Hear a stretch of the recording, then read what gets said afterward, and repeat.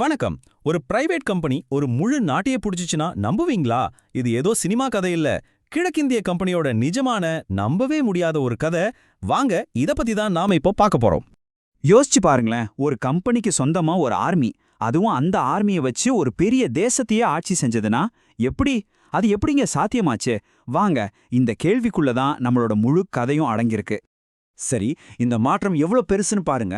1600ல வெறும் 218 வியாபாரிங்க. அவங்களோட நோக்கம் வியாபாரம், அவ்வளவுதான்.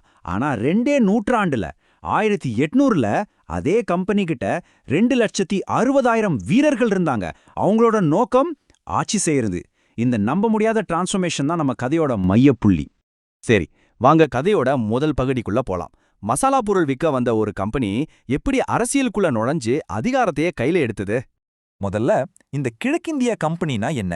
சிம்பிளா சொல்லணும்னா அது ஒரு பிரிட்டிஷ் பிசினஸ். 1600ல குவீன் எலிசபெத் கிட்ட பெர்மிஷன் வாங்கி ஆரம்பிச்சாங்க. அவங்க வேலை என்ன? இந்தியாவில இருந்து மசாலா, பருத்தி, பட்டு இதெல்லாம் வாங்கி விக்கிறது. முக்கியமா அவன் ஞாபகம் வச்சுக்கோங்க, அது ஒரு கம்பெனி, ஒரு கவர்மெண்ட் கிடையாது. அப்போ அதாவது 1700கள்ல இந்தியா உலக அளவுல ஒரு பொருளாதார சூப்பர் பவர்.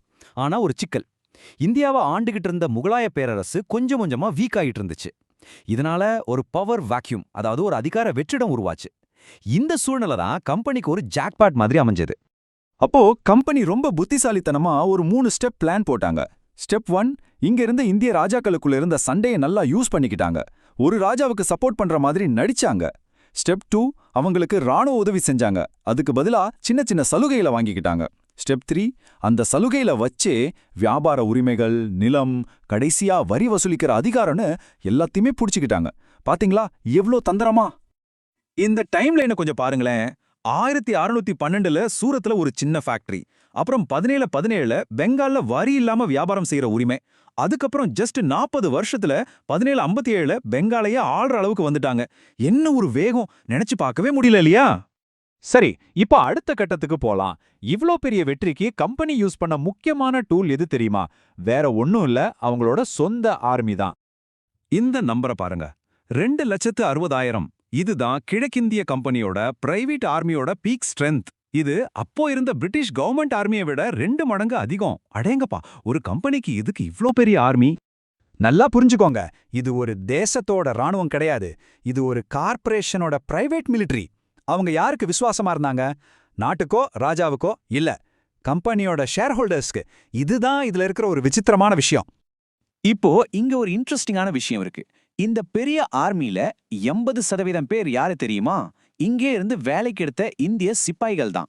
ஐரோப்பிய ஆபீசர்ஸ் வெறும் 20% தான். அதாவது கம்பெனியோட அதிகாரம் இந்தியர்களை வச்சே தான் கட்டப்பட்டது.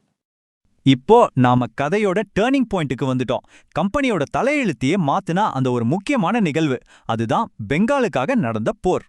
அப்போதைய இந்தியாவிலேயே ரொம்ப பணக்கார மாகாணமான பங்காலோட நவாபா கம்பெனியோட சின்ன படை எப்படி தோற்கடிச்சுது? இது ஒரு பெரிய புதிர் மாதிரி தோணலாம். ஆனா இதுக்கான விடை போர்க்களத்துல இல்லவே இல்ல. 1757ல நடந்த பிளாசி போர். படபலத்தை பாருங்க. ஒரு பக்கம் கம்பெனியோட 3000 சோல்ஜர்ஸ், இன்னொரு பக்கம் நவாபோட 50,000 சோல்ஜர்ஸ். ஆனா யார் ஜெயிச்சா? கம்பெனி. இது வெறும் படபலத்துல கிடைச்ச வெற்றி இல்லவே இல்ல. அப்போ எப்படி ஜெயிச்சாங்க? உண்மை என்னன்னா, அவங்க நேரடியா சண்டை போட்டு ஜெயிக்கல, சதி பண்ணி ஜெயிச்சாங்க. நவாபோட ஒரு முக்கியமான தளபதிக்கு லஞ்சம் கொடுத்து சண்டை போடாம ஓரமா நிக்க வச்சுட்டாங்க. இந்த வெற்றிக்கு காரணம் துரோகம். பிளாசி போருக்கு அப்புறம் ராபர்ட் கிளைவ் என்ன சொன்னாரு தெரியுமா? ஒரு பெரிய புரட்சி நடந்திருக்கு, அதோட பலனை மக்கள் இனிமே தான் அனுபவிக்க போறாங்கன்னு சொன்னார். அதாவது அந்த ஒரு போர் இந்தியாவோட வரலாற்றே புரட்டி போட்டுச்சுன்னு அவருக்கு நல்லா தெரிஞ்சிருக்கு. சரி, வாங்க இப்போ கடைசி பகுதிக்கு வருவோம். இந்த ராணுவ அரசியல் வெற்றிகளுக்கு அப்புறம் என்ன ஆச்சு? வியாபாரம் செய்ய வந்தவன் எப்படி எஜமானா மாறினான்? சிம்பிளா சொல்லணும்னா இதுதான் நடந்தது. வியாபாரி எஜமானா மாறிட்டான். இத பாருங்க, கம்பெனி ஒரு கவர்மெண்ட் மாதிரியே செயல்பட ஆரம்பிச்சிடுச்சு. கோடிக்கணக்கான மக்கள்கிட்ட வரி வாங்குறது, சட்ட ஒழுங்க பாத்துக்கிறது, சொந்தமா காசு அச்சரிக்கிறது, ஏன் மத்த நாடுகளோட போர் செஞ்சு ஒப்பந்தம் போடுறது வரைக்கும் எல்லாத்தையுமே செஞ்சாங்க.